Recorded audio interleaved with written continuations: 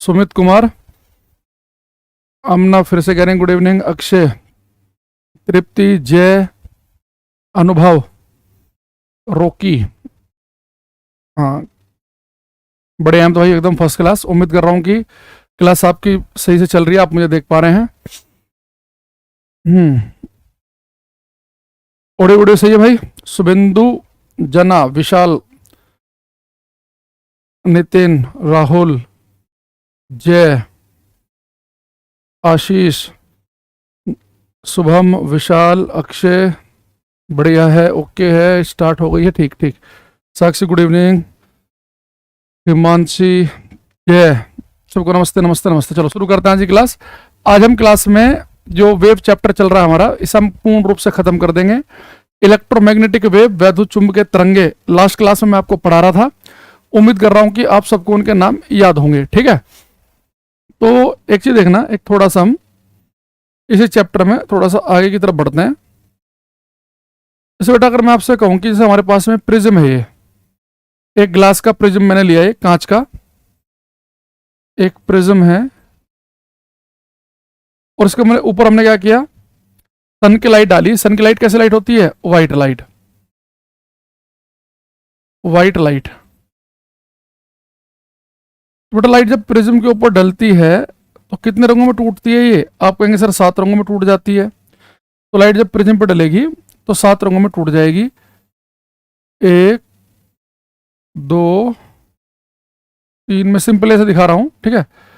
4 5 6 7। ठीक, अब ये 7 रंग हमारे पास में बनेंगे। 1 2 3 4 5 6 7। तो बेटा 7 रंग कौन से होंगे?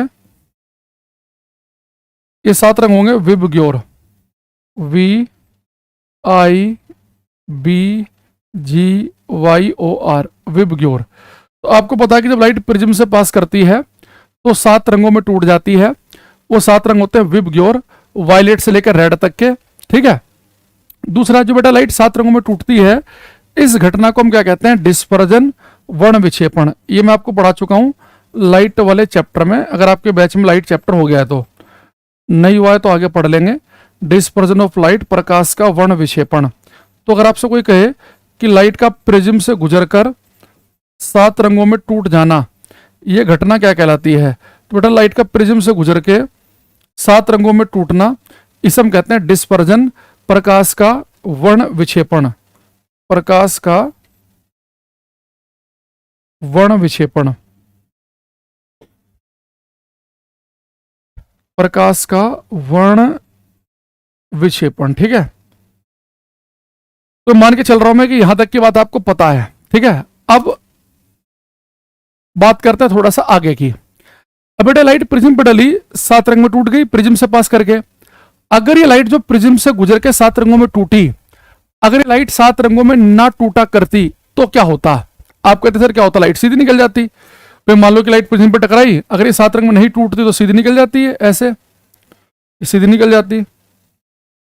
मुझे एक चीज बताओ भाई, लाइट को जो है वो इस मार्ग को फॉलो करना चाहिए था, लाइट को जाना चाहिए था ऐसे। लाइट तो सीधी रेखा में चलती है, लेकिन जब लाइट 7 रंगों में टूट गई तो अगर मैं आपसे पूछूं कि इन 7 रंगों में सबसे नजदीक कौन सा कलर है, इस ओरिजिनल जो मार्ग होना चाहिए था लाइट का, ये देखो, ये violet, indigo, blue, green, yellow, orange, red. तो यानी सबसे नजदीक कौन सा कलर है? रेड कलर है। और सबसे दूर कौन सा है? वायलेट बैंगनी। तो दूर कौन सा है? वायलेट बैंगनी।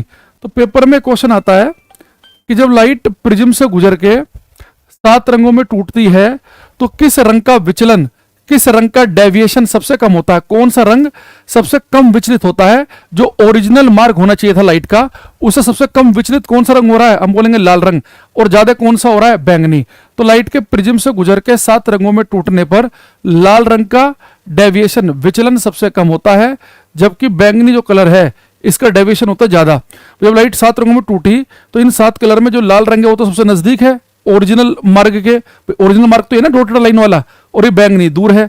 तो डायग्राम बना के हम एक चीज लिखेंगे, उसे ध्यान से लिख लेना। देखेंगे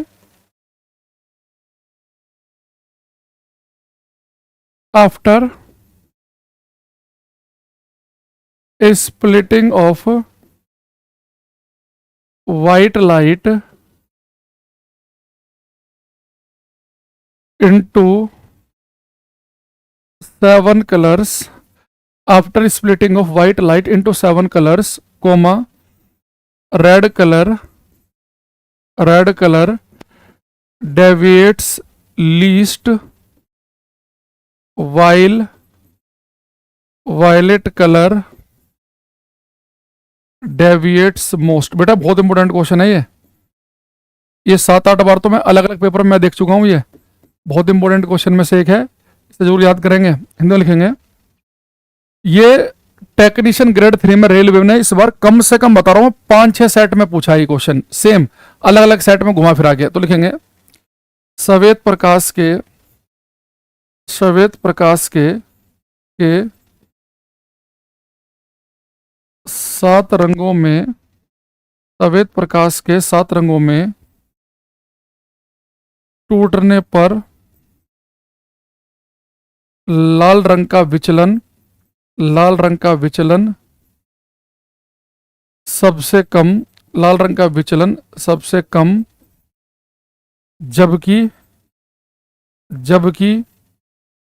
बैंगनी रंग का विचलन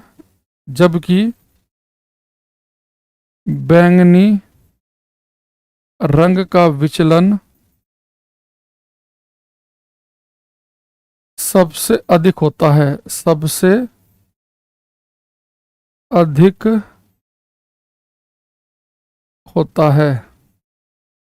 श्वेत प्रकाश के 7 रंगों में टूटने पर लाल रंग का विचलन सबसे कम, जबकि बैंगनी रंग का विचलन सबसे अधिक होता है। Red colour deviates least while violet colour deviates most. ये डायग्राम से भी आप देख सकते हैं कि लाल रंग सबसे कम डेविएट हो रहा है इस ओरिजिनल मार्क से, और बैंगनी सबसे दूर भाग गया है। ठीक है, इसे जरूर लिख लेंगे सब बच्चे। अब एक क्वेश्चन मैं आपसे पूछूंगा बड़ा प्यारा सा, देखो अगर मैं आपसे कहूं कि भाई ये बताओ, ये लिख ले सभी ने, चलो 10-5 सेकंड में आपको और दे रहा हूं।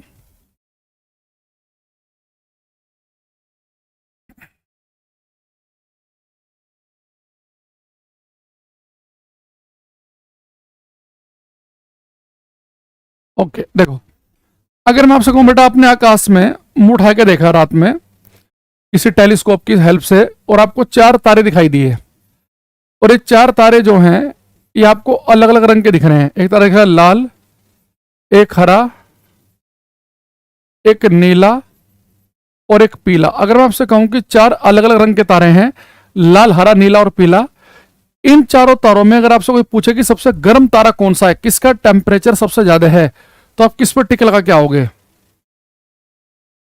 ये सोनी सिंह, अंजुमन, बड़े टाइम से आया करो क्लास में।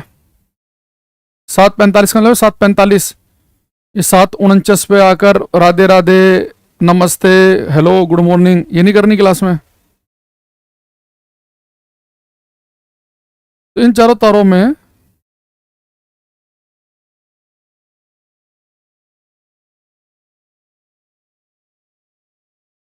लाल, हरा, नीला, पीला, इन चारों तारों में सबसे कम गर्म तारा कौन सा है और ज्यादा कौन सा है?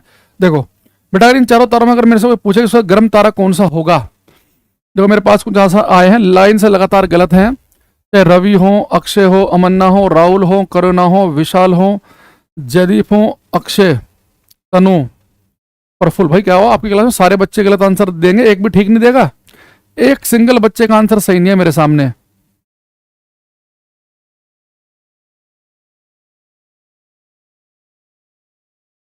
पारुल, दिनेश, अक्षय, विशाल। भाई बार बार लिखने से ठीक नहीं हो जाएगा। जितने बच्चे लिख रहे हैं कि लाल रंग का तारा सबसे गर्म है, उन सबका गलत है बेटा। सबसे गर्म तारा है इसमें नीले रंग का।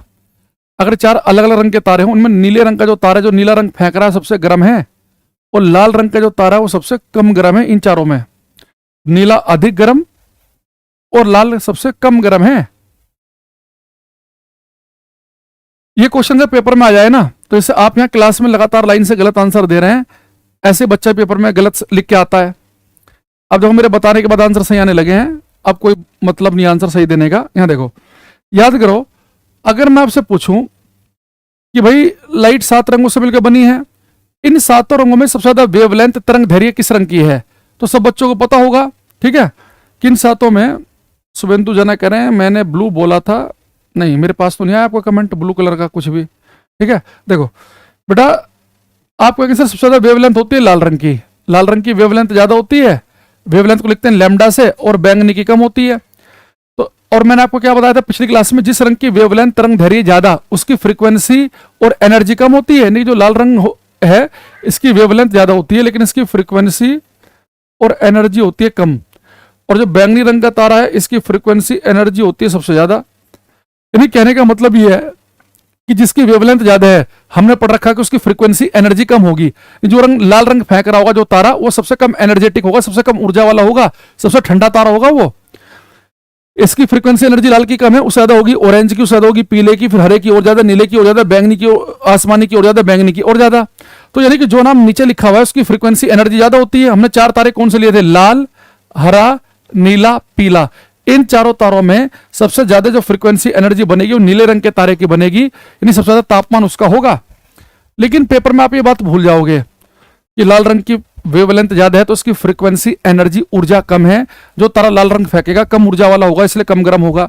अब इस बात को अलग तरीके से कैसे याद रखेंगे उस बात को ध्यान समझना। देखो, आप ऐसे दिमाग में समझो कि मान लो कि आपके पास में एक लोहे का गोला है और उसे आप एक भट्टी में डाल दो। अब दिमाग में सोचना, जब लोहे का गोला बेटा गर्म होना शुरू होगा, शुरुआत में गर्म सा होगा तो आपको रेड से कलर का दिखने लगेगा। उसे भट्टी में डाल के रखो, जो बहुत ज्यादा गर्म हो जाएगा तो पीला कलर फेंकने लगेगा। अगर कोई चीज गर्म होते होते पीला कलर फेंकने लगे तो हम कहते हैं भाई साहब ये तो बहुत ही ज्यादा गर्म हो गई है, बहुत सुरख हो गई है, गर्म हो गई है बहुत ज्यादा। तारा लाल से कैसा हो गया? पीला, ज्यादा गर्म हो गई है, पीले रंग का तारा। और उसके बाद आप उसे भट्टी में डाल के रखो तो उसके अंदर से नीले लपटे से निकलने लगती हैं। तो कोई वस्तु कम गर्म होती है तो लाल रंग फेंकती है, और बहुत ज्यादा गर्म होती है तो पीला कलर फेंकती है, और भी ज्यादा गर्म होगी तो नीला कलर फेंकने लगेगी। भाई आपने देखा होगा ना, भाई कोई लोहे की चीज हो भट्टी में डाल दो, शुरू में लाल से दिखती है, वो जब लगातार गर्म होती रहती है तो पीला सा कलर, येलो से डार्क येलो कलर की दिखती है। और ज्यादा गर्म करेंगे तो ब्लू कलर के उसके अंदर से आपको दिखाएगा, ब्लू कलर की लिपटे से निकलती हुई। तो कम गर्म होगी वस्तु लाल रंग फेंकेगी, ज्यादा गर्म होगी तो पीला, और बहुत ज्यादा गर्म होगी तो नीला रंग फेंकेगी। तो पेपर में क्वेश्चन आता है कि जब किसी ऑब्जेक्ट को हम गर्म करते हैं तो उसका रंग कैसे बदलता है? पहले लाल, फिर पीला और फिर नीला। दूसरा आपसे पूछेगा कि अलग अलग रंग के तारे, ज्यादा गर्म तारा कौन सा होगा? लाल, हरा, नीला, पीला। तो जो नीले रंग का तारा ज्यादा गर्म है, या पैसे याद रखो विबग्योर में जो नाम नीचे की तरफ होगा उसकी फ्रीक्वेंसी एनर्जी ज्यादा गर्म होगा। एक क्वेश्चन बड़ा आया 2017 के आसपास कि किसी तारे का रंग देखकर आप क्या बता सकते हैं? किसी तारे का रंग देखकर हम बता सकते हैं उसके टेम्परेचर, तापमान के बारे में, कि लाल रंग का तारा है तो कम गर्म है, नीले रंग का तारा है तो ज्यादा गर्म है। ठीक है, तो यहां पर लिखेंगे हम first point, when a metal object is heated it first appears red, then yellow and then blue। Hindi में लिखेंगे, जब किसी धातु के गोले को गर्म किया जाता है, जब किसी धातु के गोले को गर्म किया जाता है तो वह पहले लाल, फिर पीला और फिर नीला दिखाई देता है। जब किसी धातु के गोले को गर्म किया जाता है तो वह पहले लाल, फिर पीला और फिर नीला दिखाई देता है। सेकंड लिखेंगे,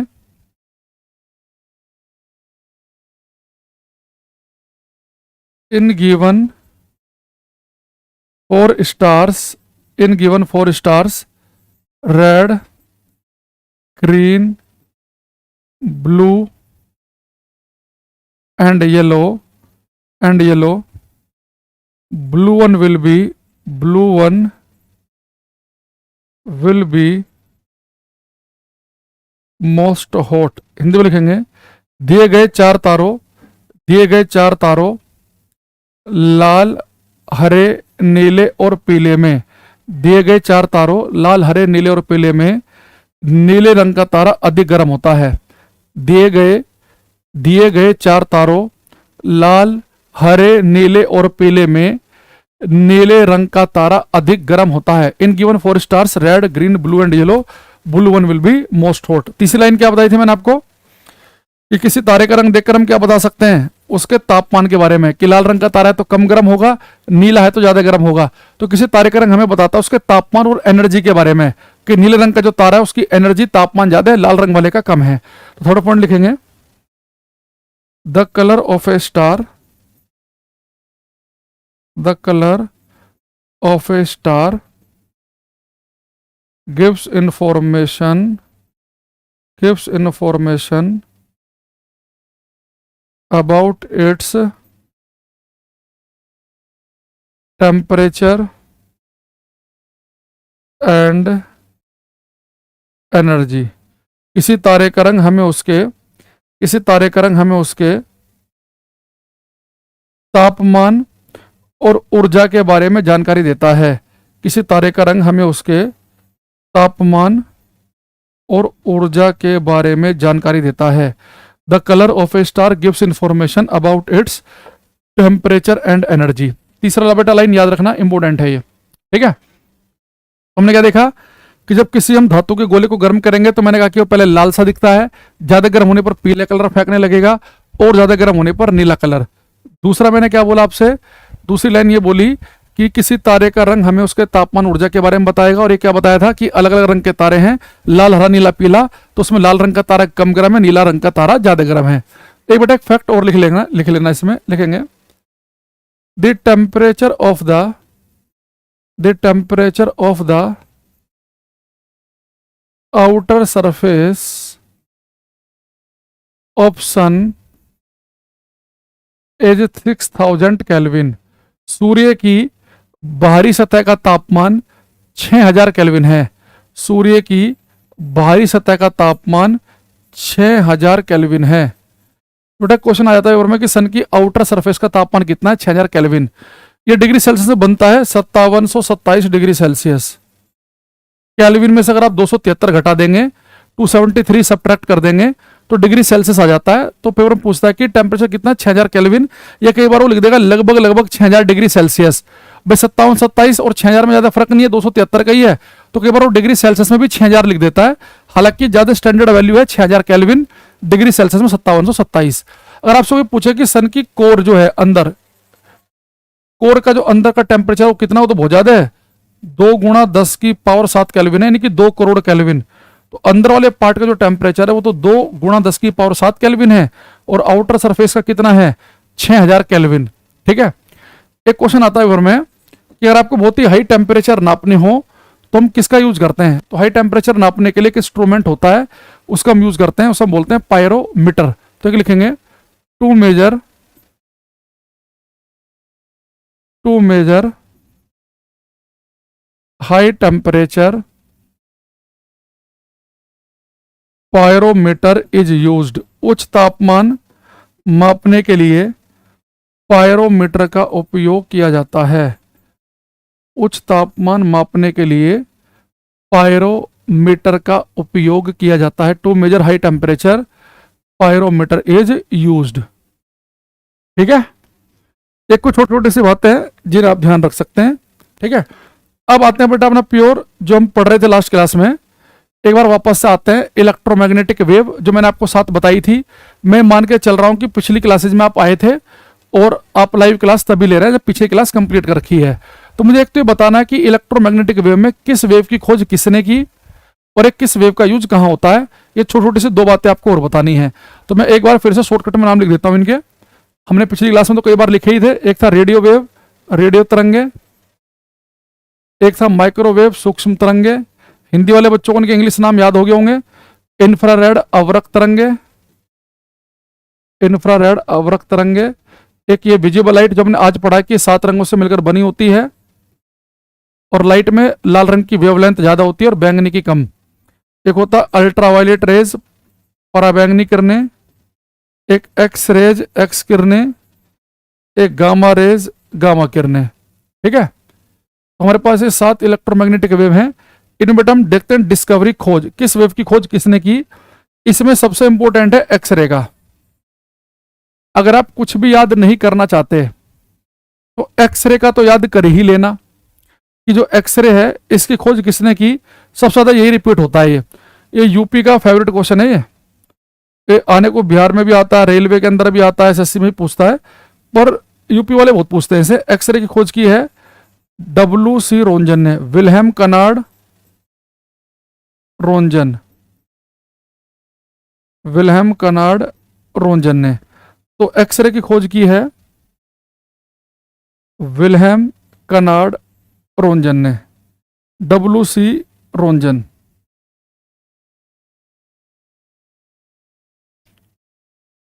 W.C. रोंजन, ठीक है। अब आप कहेंगे सर ये इंपॉर्टेंट क्यों है? देखो, विल्हेम कनार्ड रोंजन इसलिए इंपॉर्टेंट है, एक्सरे की खोज इसलिए इंपॉर्टेंट है क्योंकि फिजिक्स का जो सबसे पहला नोबेल प्राइज दिया गया था ना, वो एक्स किरणों की खोज के लिए रोंजन को ही मिला था 1901 में। तो पेपर में कई बार ऐसे भी क्वेश्चन आता है कि फिजिक्स का पहला नोबेल प्राइज किसे मिला? रोंजन को। दूसरा, फिजिक्स का पहला नोबेल प्राइज किस थ्योरी के लिए मिला? एक्स किरणों की खोज के लिए। और किस ईयर में दिया गया? 1901, 1901 में। तो बात मैं आपको लिखवा देता हूं। ये जो रोंजन साहब है, कौन है? First Nobel prize winner in field of physics, in field of physics for discovery of, for discovery of, for discovery of X rays, for discovery of X rays, ठीक है, for discovery of X rays. तो हिंदी लिखेंगे, भौतिकी का पहला Nobel पुरस्कार, first Nobel prize winner 1901 में मिला था। First Nobel prize winner in field of physics for discovery of X ray. भौतिकी का पहला नोबेल पुरस्कार, भौतिकी का पहला नोबेल पुरस्कार, भौतिकी का पहला नोबेल पुरस्कार एक्स किरणों की खोज के लिए, एक्स किरणों की खोज के लिए, एक्स किरणों की खोज के लिए, एक्स किरणों की खोज के लिए 1901 में रोंजन को मिला था। भौतिकी का पहला नोबेल पुरस्कार एक्स किरणों की खोज के लिए, भौतिकी का पहला नोबेल पुरस्कार एक्स किरणों की खोज के लिए रोंजन को मिला था, ठीक है। अच्छा, अगर पेपर में अगर आपसे ये नहीं पूछेगा कि एक्सरे की खोज किसने की, तो एक बात पूछता है विजिबल लाइट के बारे में। तो विजिबल लाइट तो भाई विजिबल है, इसकी खोज तो कोई कर ही नहीं सकता। जो चीज विजिबल है उसकी क्या खोज करनी। लेकिन ये विजिबल लाइट 7 रंगों से मिलकर बनी है, ये बात हमें किसने बताई थी?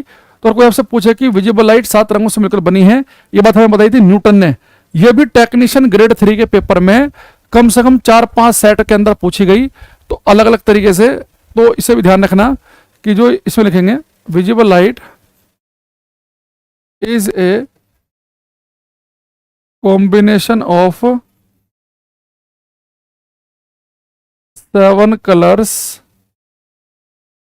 was explained by Newton. Hindi लिखेंगे, दृश्य प्रकाश 7 रंगों से मिलकर बना है, दृश्य प्रकाश 7 रंगों से मिलकर बना है। यह बात न्यूटन ने, यह बात न्यूटन ने समझाई थी। दृश्य प्रकाश 7 रंगों से मिलकर बना है, यह बात न्यूटन ने समझाई थी या बताई थी, जो भी आप लिखना चाहो, ठीक है। Visible light is a combination of 7 colours was explained bye Newton. तो अगर ये दो से सबसे ज्यादा काम के हैं, एक्सरे की रोंजन ने की और विजिबल लाइट 7 रंगों से मिलकर बनी न्यूटन ने बताया। तो ये दो तो आप कर ही लेना, बाकी मैं एक दो और बता देता हूँ। लिखवाने को तो मैं सारे लिखवा दूंगा, पर जो ज्यादा इंपॉर्टेंट है उन्हें ज्यादा फोकस करेंगे। अगर इन दोनों के अलावा पेपर में अगर पूछेगा तो बेटा फिर वो पूछता है पेपर में, ये अल्ट्रावायलेट पराबैंगनी किरणों खोज की है, देखो एक्सरे की है रोंजन ने, आर से, तो यहां पे भी आर वाला नाम है जॉन रिटर, इसकी खोज की है जॉन रिटर ने, जॉन रिटर। इंफ्रारेड की है विलियम हर्सेल। हिंदी इंग्लिश में नाम सेम ही होते हैं, तो हिंदी वालों को भी यही लिखने हैं, विलियम हर्सेल, HERSCHEL, विलियम हर्सेल। तो एक्सरे की खोज की याद करेंगे मेरे साथ साथ, रोंजन ने, अल्ट्रावायलेट की रिटर ने, विजिबल लाइट 7 रंगों से मिलकर बनी है, बताया न्यूटन ने, और इंफ्रारेड की खोज की विलियम हर्सेल ने। ठीक है, अब हमारे पास में 3 बची, रेडियो, माइक्रो, गामा। इनके बारे में जनरली टीचर पूछने से बचता है। देखो उसकी वजह क्या, क्यों पूछने से बचता है। जैसे माइक्रोवेव के बारे में आ जाए, किसकी खोज किसने की, बेटा हम फर्स्ट प्रायोरिटी देंगे जेसी बोस को, जगदीश चंद्र बोस को, ये भारत के थे। और इसी टाइम में लगभग साथ साथ ही इसके बारे में मार्कोनी ने भी बताया। बस जेसी बोस ने क्या किया कि इसके नाम पे पेटेंट नहीं कराया, उन्होंने कहा कि साइंस सबके लिए है। मार्कोनी ने पेटेंट करा लिया, तो बाहर वाले मार्कोनी को मानते हैं। तो माइक्रोवेव सूक्ष्म तरंगों के बारे में आएगा तो हम जेसी बोस को फर्स्ट प्रायोरिटी देंगे, अगर वो नहीं लिखा मिला तो मार्कोनी पे। ऐसे बेटा ऐसे रेडियो वेव के बारे में अगर पेपर में पूछे, रेडियो वेव में फर्स्ट प्रायोरिटी देंगे हम हर्ट्स को, हर्ट्स। अगर हर्ट्स नहीं लिखा मिला तो सेकंड यहाँ पर भी हम मार्कोनी पर टिक लगाएंगे। रेडियो वेव में फर्स्ट प्रायोरिटी हर्ट्स, नहीं लिखा मिला तो मार्कोनी।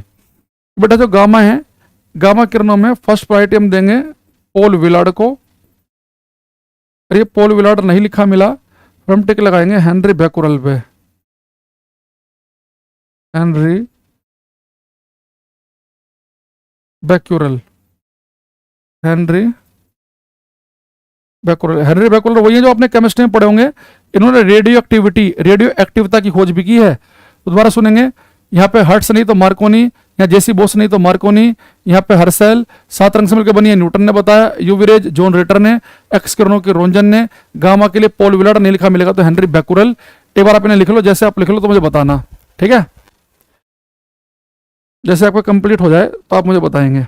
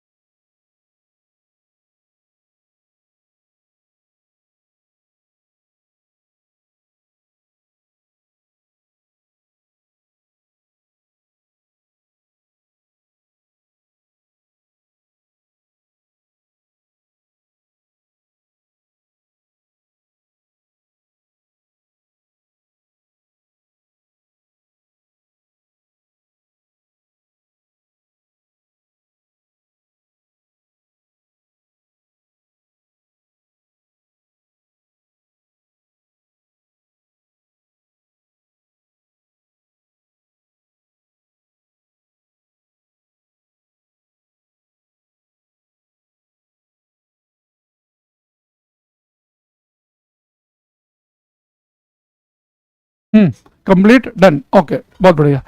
अब बेटा लास्ट लिखेंगे हम यूजेस ऑफ इलेक्ट्रोमैग्नेटिक वेव। किस वेव का यूज हम कहाँ करते हैं, एक इस पाएंगे हम, यूजेस ऑफ इलेक्ट्रोमैग्नेटिक वेव्स, वैद्युत चुंबकीय तरंगों के उपयोग, वैद्युत चुंबकीय तरंगों के उपयोग, ठीक है। सबसे पहले हम यूज लिखेंगे रेडियो वेव का, रेडियो तरंगों का, रेडियो वेव्स, रेडियो तरंगे, ठीक है। देखो ये रेडियो वेव जो है इनके नाम से पता चल रहा है, इनका हम यूज कहाँ करते हैं, रेडियो में। जैसे एफएम आपने बजाया घर में, तो जो रेडियो का जो एंटीना कौन सिग्नल कैच करता है, रेडियो सिग्नल। आपने छत पे लगा रखा है टीवी की छतरी, dish antenna, DTH, direct to home service. तो जो छत पे आपने जो डिश एंटीना की छतरी लगा रखी है, दूरदर्शन की लगा रखी हो, चाहे एयरटेल की या टाटा स्काई की, वो कौन सी सिग्नल कैच करती है, रेडियो सिग्नल। तो रेडियो, टीवी, इसके अलावा बेटा हम इसका यूज करते हैं सैटेलाइट कम्युनिकेशन में। सैटेलाइट से जो सिग्नल आते हैं वो रेडियो सिग्नल होते हैं। इसके अलावा इसका यूज किया था रडार में। याद करो मैंने एक दिन आपको सोनार बताया था, तो सोनार क्या बताया था मैंने आपको, कि अगर आपको पानी के अंदर की चीज की लोकेशन का पता लगाना है, अंडर वाटर किसी वस्तु की लोकेशन के बारे में बताना है कि पानी के अंदर कोई पनडुब्बी तो नहीं है दुश्मन की, पानी के अंदर समुद्र की गहराई कितनी है, पानी के अंदर कोई बर्फ का पहाड़ आइसबर्ग तो नहीं है। अंडर वाटर कुछ भी चीज की लोकेशन का बताना हो तो किसका यूज करते हैं हम? सोनार सिस्टम का। ठीक है। लेकिन अगर आपको एयर में, हवा में किसी चीज की लोकेशन बतानी हो, हवा के अंदर, तो हम यूज करते हैं रडार का।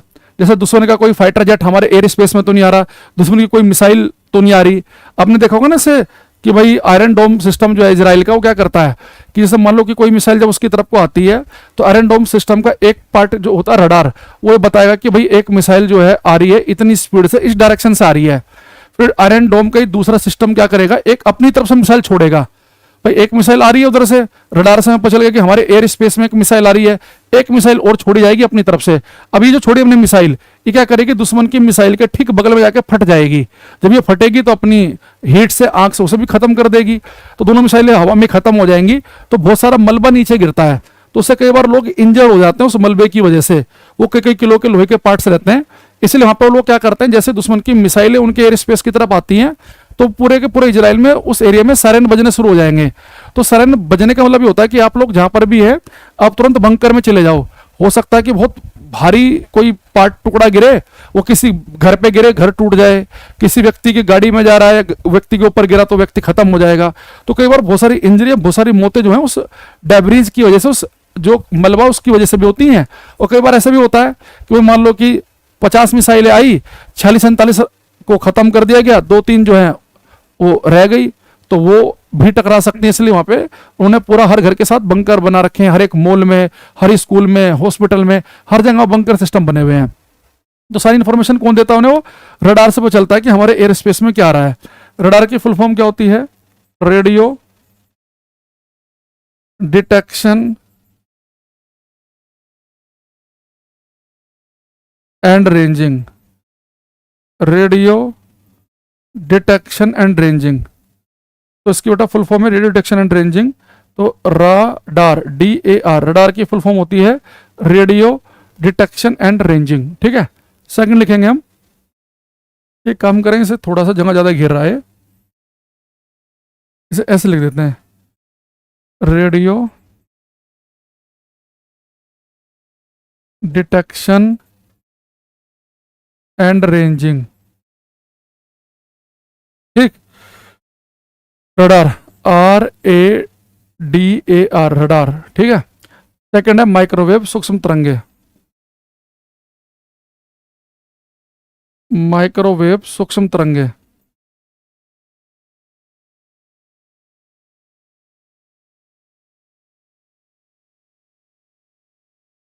तो माइक्रोवेव का बेटा हम यूज करते हैं, एक तो उसके नाम से पता चल रहा है माइक्रोवेव ओवन में, लेकिन याद रखना वो पेपर में माइक्रोवेव ओवन पूरा नहीं लिखेगा, वो खाली ओवन लिखेगा।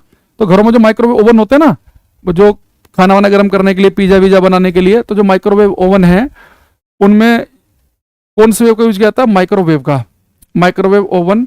इसके अलावा मोबाइल, जब मोबाइल से बातचीत करते हैं आप, वाईफाई, ब्लूटूथ, इन सब में माइक्रोवेव का यूज किया जाता है। वाईफाई की फुल फॉर्म वो होती है वायरलेस फिडिलिटी,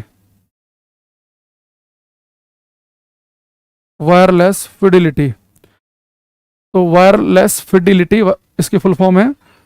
अच्छा, दूसरा एक चीज और रखना, अगर पेपर में कभी रडार आए ना, तो बेटा रडार के लिए आप ज्यादा बेस्ट आंसर हमारा माइक्रोवेव ही है, फर्स्ट प्रायोरिटी हम माइक्रोवेव को देंगे। लेकिन ज्यादातर पेपर में क्या होता है कि माइक्रोवेव ऑप्शन में नहीं लिखा होता, फिर हम किससे काम चला लेंगे? रेडियो से। तो रडार वाले केस में ज्यादातर दुनिया के जो रडार है वो माइक्रोवेव पे ही काम करते हैं। माइक्रोवेव अगर आपको लिखा नहीं मिला तो फिर आप किससे काम चलाएंगे? रेडियो से। रडार वाले केस में माइक्रोवेव को हम फर्स्ट प्रायोरिटी देंगे, सूक्ष्म तरंगों को नहीं लिखा मिलने पर रेडियो वेव पर टिक लगा देंगे। मेरे साथ साथ लिखते रहना सारी चीजें, ठीक है।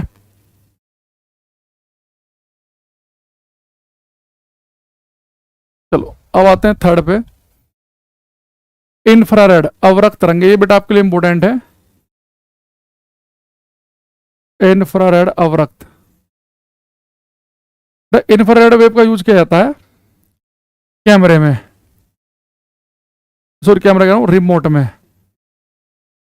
जैसे आपने अपने घर के टीवी के रिमोट का बटन दबाया, वॉल्यूम चेंज, चैनल चेंज, तो टीवी के रिमोट का बटन दबाते ही उससे कौन सी रेज निकलती हैं जो टीवी के सेंसर पे आकर टक्कर मारेंगी और वॉल्यूम या चैनल को चेंज कर देंगी, तो यही होती हैं रिमोट से निकलती है इंफ्रारेड। तो रिमोट में इंफ्रारेड वेव का यूज करते हैं। इसके अलावा इनका बेटा यूज किया जाता है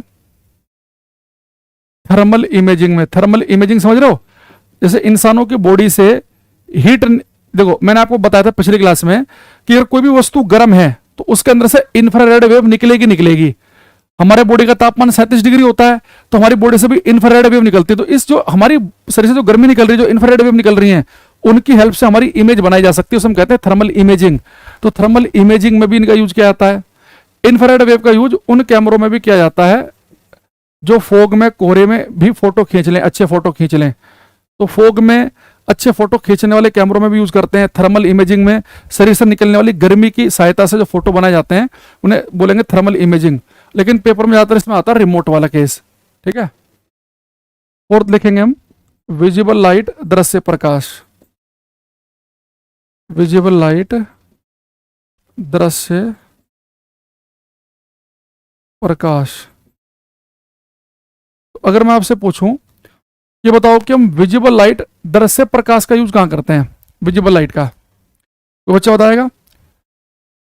विजिबल लाइट, दृश्य प्रकाश का। तो आपको सर ये तो इतना आसान पूछ लिया आपने भाई, विजिबल लाइट का यूज हम कहीं और करें ना करें, विजिबल लाइट का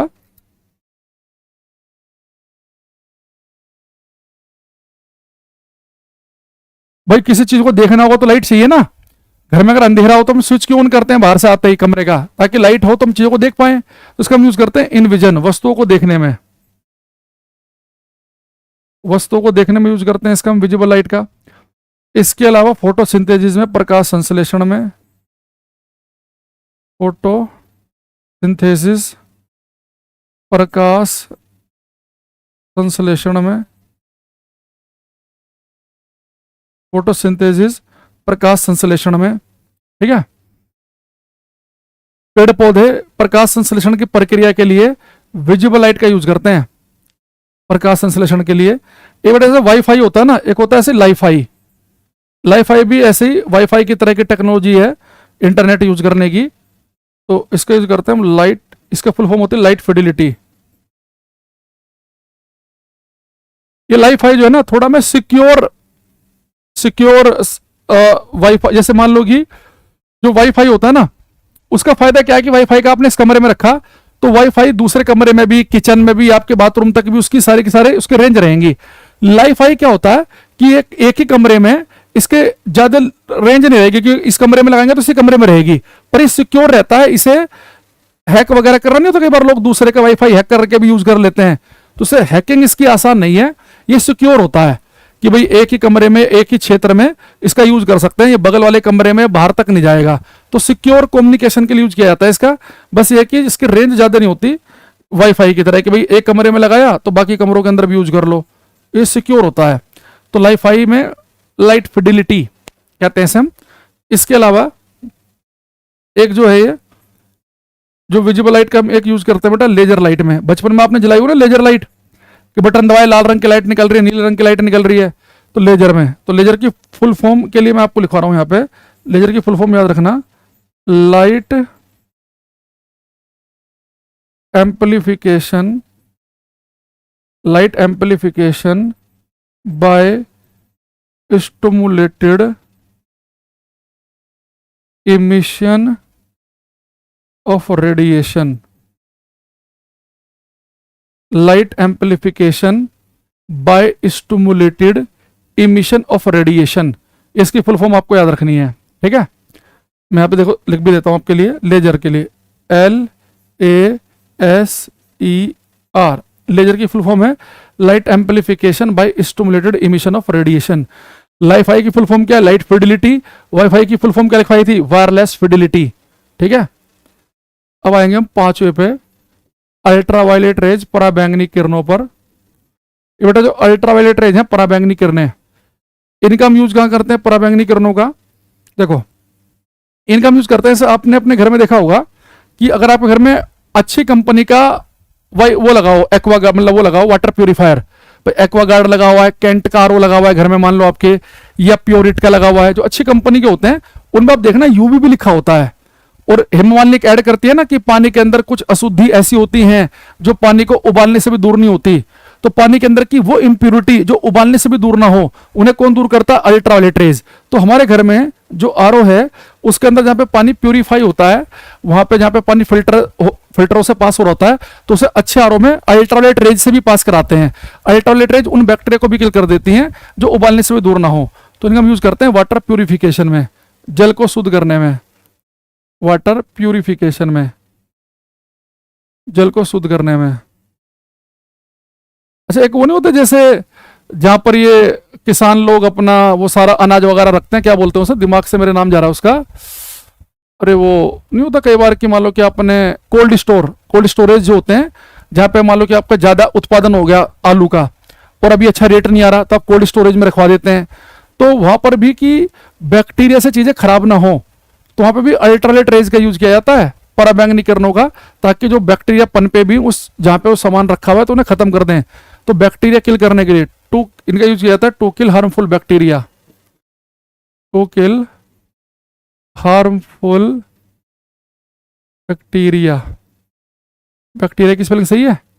बैक्टीरिया हानिकारक विषाणुओं का मारने में भी यूज करते हैं इनका हम, यूवी किरणों का। ठीक है, ये बेटा जो अल्ट्रावायलेट रेज हैं, ये मैंने आपको बताया था कि ये बहुत नुकसानदायक है हमारी स्किन के लिए। इससे हमें सन टैनिंग होती है, यानी कि रंग काला पड़ता है हमें, इससे स्किन के कैंसर भी हो सकते हैं। तो इसके नेगेटिव इफेक्ट है कि सन टैनिंग होना, स्किन कैंसर होना, ये नेगेटिव इफेक्ट। लेकिन मैंने इसका एक यही बताया था आपको कि इसका एक फायदा क्या है, बैक्टीरिया में BA आएगा, बैक्टीरिया, एक बच्चा बोल रहा है बैक्टीरिया, अब ठीक से लग रहा है, शायद ए ही आएगा। अच्छा, ये बेटा इसका नेगेटिव इफेक्ट है कि सन टैनिंग होना, सन टैनिंग यानी कि रंग काला पड़ जाना है ना, वो टैनिंग नहीं हो जाती, इसकी थोड़ी लगता है कि जली जली सी होगी, अजीब सी, ज्यादा धूप में रहो, स्किन कैंसर भी इनकी वजह से ही होते हैं। लेकिन इसका पॉजिटिव फायदा मैंने क्या बताया था कि आपकी बॉडी पे जो फैट होता है उसके साथ अल्ट्रावायलेट रेज रिएक्ट करके विटामिन डी बनाती है, इससे हड्डियां मजबूत बनती हैं, तो ये विटामिन डी बनाने में हेल्प करती है, ये इनका पॉजिटिव फायदा है, विटामिन डी बनाने में हेल्प करती हैं, ये इसका पॉजिटिव फायदा है। तो नेगेटिव में क्या क्या है, जो स्किन से जुड़ी समस्याएं हैं, चाहे स्किन की प्रॉब्लम लिखे पेपर में, स्किन कैंसर लिखे, या बोले कि सन टैनिंग होना, ये सब इसकी वजह से होती है, अल्ट्रावायलेट रेज की वजह से। 6 पाएंगे एक्स रेज, एक्स किरणें। बेटा एक्स रे का एक यूज तो सबको पता ही है, वो क्या है कि अगर किसी व्यक्ति की हड्डी टूट जाए तो डॉक्टर कहता है सबसे पहले एक्सरे करा के लेके आओ। तो बेटा एक्सरे तो रेज है, किरणें हैं, एक्सरे करा के लेके आओ, एक्स किरणें करा के लेके आओ। इसका क्या मतलब है? एक्सरे कराने का मतलब होता है, ये तो लोकल लैंग्वेज हो गया कि एक्सरे करा लो पैर का, इसका सही नाम होता है रेडियोग्राफी कराना। रेडियोग्राफी का मतलब होता है हड्डी की फोटो खिंचवाना, रेडियोग्राफी का मतलब होता है बोन इमेजिंग, बोन की इमेज लेना। ठीक है, तो जो रेडियोग्राफी है,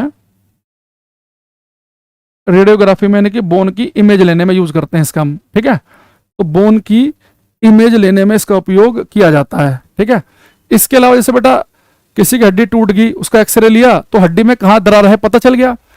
ऐसे ही मान लो कि आपने बहुत ही कोई कीमती स्टोन खरीदा, जैसे डायमंड खरीदा, और आपको डाउट है कहीं ऐसा तो नहीं ये अंदर से कहीं टूटा फूटा हो, डायमंड बाहर से तो ठीक लग रहा है, अंदर से कहीं दरार ना हो इसके, तो आप उसका भी एक्सरे करा सकते हो, पता चल जाए कि अंदर कोई दरार तो नहीं है। तो ये बहुत ही जो कीमती रत्न होते हैं, जो प्रीसियस स्टोन्स होते हैं, उनमें दरार का पता लगाने के लिए भी इसका यूज करते हैं हम, to find cracks inside the precious stones. बेस कीमती रत्नों में दरारों का पता लगाने में, बेस कीमती रत्नों में दरारों का पता लगाने में, बेस कीमती रत्नों में दरारों का पता लगाने में, to find cracks inside the precious stones, बेस कीमती रत्नों में दरार पता लगाने के लिए। जैसे बेटा हम ये एक्सरे होता है, रेडियोग्राफी होता है हड्डी का फोटो खींचना, तो सिंपली अगर हड्डी टूट गई तो डॉक्टर कहेगा कि एक्सरे करा लो, रेडियोग्राफी करा लो। लेकिन ज्यादा बड़ा एक्सीडेंट हो जाए तो कहता है सीटी स्कैन कराओ, तो सीटी स्कैन भी एक्सरे ही होता है। बस मान लो कि हड्डी है, यहां से भी एक्सरे कर देगा डॉक्टर, यहां से भी, यहां से भी, यहां से भी, तो चारों तरफ से एक्सरे लेकर एक 3D पिक्चर दिखाई जाएगी। इससे ज्यादा बढ़िया पता चल पाएगा कि जो हड्डी टूटी हो कितनी गहराई तक टूटी है, कितनी बड़ी टूटी हुई है, क्या क्या दिक्कतें हैं। तो ज्यादा डिटेल समझने के लिए डॉक्टर सीटी स्कैन कराता है। तो सीएटी स्कैन कहो या शॉर्टकट में सीटी स्कैन कहो, उसमें भी एक्सरे का यूज होता है। तो सीएटी स्कैन की फुल फॉर्म होती है कंप्यूटराइज्ड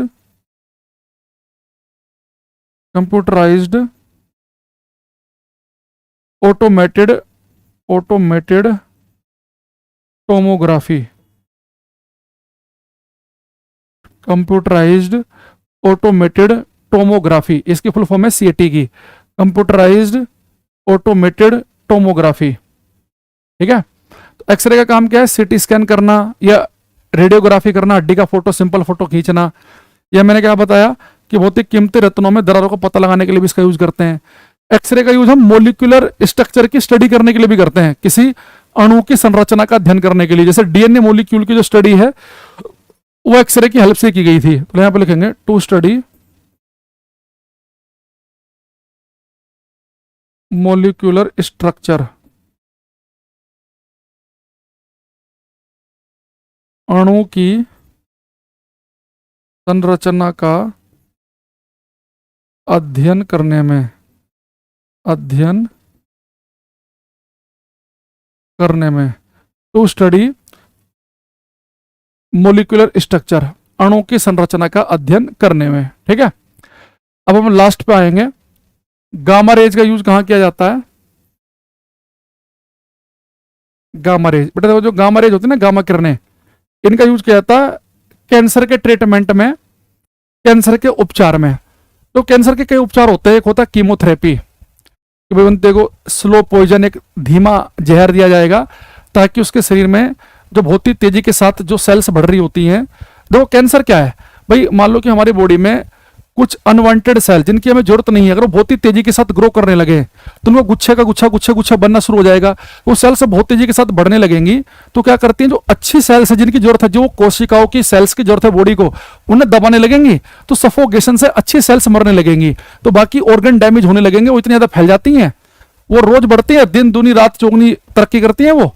तो जो बेड सेल्स हैं बहुत ही तेजी के साथ जब वो ग्रो करती हैं, उनकी ग्रोथ को रोकने के लिए कीमोथेरेपी दी जाती है कि भाई उसकी जो है ग्रोथ को स्लो किया जाए। एक फिर क्या होता है, एक तरीका होता है कैंसर के इलाज का कि जो फोड़ा है, मान लो किसी के बॉडी के यहाँ पर है, कहीं ऐसी जगह है कि उसे इजीली काट के बाहर निकाल सकते हैं, तो एक सर्जरी भी होती है। एक क्या होता है, मान लो किसी के यहाँ पे फोड़ा है, उसे काट के बाहर निकाल दिया, पर आसपास तो भी कैंसरस सेल अभी फैली हुई है, तो उनके ऊपर गामा रेज डाल डाल के उन्हें खत्म किया जाता है। उसे हम कहते हैं रेडिएशन थेरेपी। तो कैंसर के उपचार में हम गामा किरणों का यूज करते हैं ताकि जो कैंसरस सेल हैं उसके ऊपर गामा किरणें डाल डाल के उन्हें खत्म किया जा सके। तो गामा रे का यूज किया जाता है रेडिएशन थेरेपी में, रेडिएशन थेरेपी। रेडिएशन थेरेपी का होता है cancer treatment, cancer treatment, cancer के उपचार में। तो रेडिएशन थेरेपी कैंसर के उपचार में यूज किया जाता है गामा किरणों का, ये इंपॉर्टेंट है। एक पेपर में क्वेश्चन पूछता है कि कैंसर के उपचार में गामा रेज हम किस पदार्थ से प्राप्त करते हैं? तो कैंसर के उपचार में जो गामा रेज हम प्राप्त करते हैं वो प्राप्त करते हैं कोबाल्ट-60 नाम के पदार्थ से। तो यहाँ पे ये जो गामा रेज हमें चाहिए कैंसर के ट्रीटमेंट के लिए, ये गामा रेज हम किससे प्राप्त करते हैं? कोबाल्ट कोबाल्ट 60 नाम के मटेरियल से। ठीक है। तो बेटा हमने सारी की सारी इलेक्ट्रोमैग्नेटिक वेव के बारे में बता दिया, किसका भी यूज हम कहाँ करते हैं। अब देखो कुछ बच्चे 8:30 बजे के बाद कह रहे हैं कि लाइव है क्या, हाय सर, हेलो सर, है ना, ये टाइम से ना आना नहीं है, अब पौन घंटे के बाद आ रहे हैं क्लास में। तो ये बेटा हमारे पास गामा रेज, एक्स किरणें, ultraviolet rays, infra visible, radio, micro, सबका यूज हो गया। किसकी खोज कहाँ कहाँ की गई, किस रंग का तारा गर्म होगा, किस रंग का नहीं होगा, और ये किस रंग का विचलन कम होगा, किसका ज्यादा होगा, ये सारी बातें मैंने आपको एक्सप्लेन कर दी हैं। एक बार हम एक काम करते हैं, 2-4 क्वेश्चन जो है एक बार हम पीडीएफ से ले लेते हैं।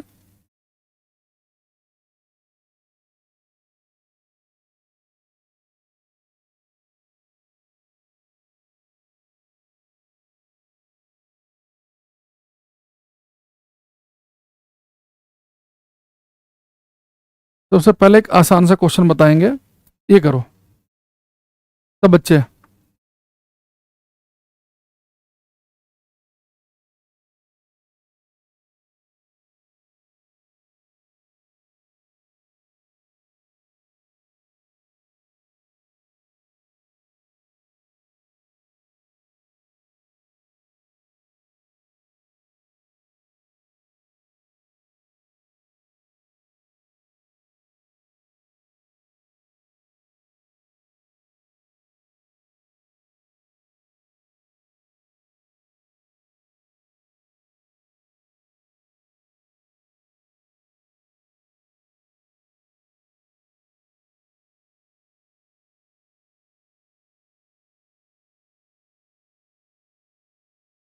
कुछ आंसर हमारे पास में आए हैं। ये आसान था, सबने कर लिया। हु डिस्कवर्ड एक्स रेज, तो मैंने कहा था कि एक्स किरण की खोज किसने की है, रोंजन ने। ठीक है, अब ये तो सबका सही है, ये वाला करना। कह रहा है कि एक्स रेज हैं, एक्स किरणें हैं positively charge, negatively neutral, none of these. अगर ये पूछेगा तो इस पर किस पर टिक लगाएंगे आप, ये वाला क्वेश्चन करो। पिछला क्वेश्चन, अमन्ना, विशाल, रवि, नितिन, शुभांगी, शुभेंदु, जना, सोनी सिंह, नितिन कुमार, अंशु, राहुल, अभिनव बंसल, अनुभव बंसल सॉरी, अनुराग, नितिन, साक्षी, गर्वित। करो भाई, क्वेश्चन ये वाला भी करो। एक्स किरणें हैं बेटा, मैंने कहा था कि जितने भी देखो इलेक्ट्रो, एक्स किरणें छोड़ो, जितने भी इलेक्ट्रोमैग्नेटिक वेव हैं रेडियो से लेकर गामा तक, इनके ऊपर ना पॉजिटिव चार्ज होता ना नेगेटिव, ये सब न्यूट्रल पार्टिकल हैं।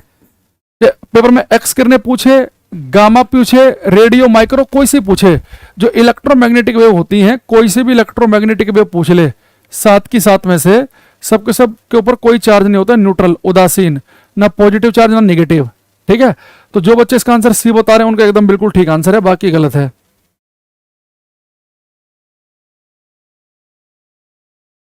जो पिछली क्लास में बताया था मैंने आपको, ozone layer above the surface of earth provides a shield against, पृथ्वी की सतह के ऊपर ओजोन परत एक ढाल प्रदान करती है, किसके खिलाफ, अल्ट्रावायलेट रेज, पराबैंगनी किरणों के खिलाफ। आंसर बनेगा हमारा बी ऑप्शन।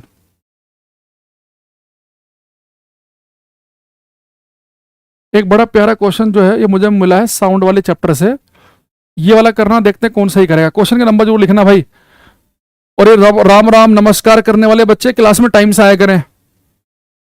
चलती हुई क्लास में आकर कोई बच्चा कमेंट बाजी पे ध्यान ना दे।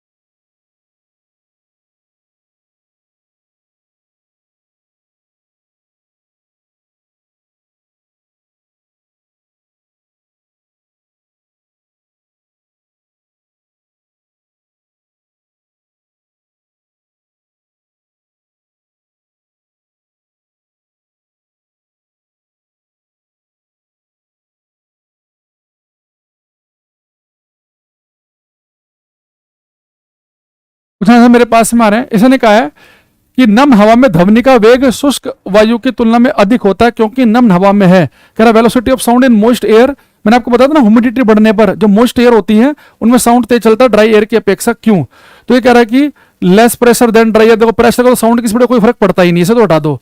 अब दो ऑप्शन बचे, मोर डेंसिटी लेस डेंसिटी। मैंने आपको एक लाइन अलग से एक नोट लिखवाया था कि जो मोइस्ट एयर होती है ना उनकी डेंसिटी ड्राई एयर से कम होती है, तो less density than dry air, शुष्क वायु की तुलना में कम। जिन्होंने सी पर टिक लगाया उनका सही है। जैसे हमें अमन्ना खातून का सही दिख रहा है, विशाल का सही दिख रहा है, साक्षी का सही है। मुझे भूख लग रही है, ठीक है भाई लग रही है तो जाओ, किसने रोका तुम्हें। शुभेंदु जना, इनका बी गलत है। बेटा मैंने आपको एक लाइन अलग से लिखवाई भी थी साउंड वाले चैप्टर में कि जो मोइस्ट एयर होती हैं इनकी डेंसिटी कम होती है। ठीक है,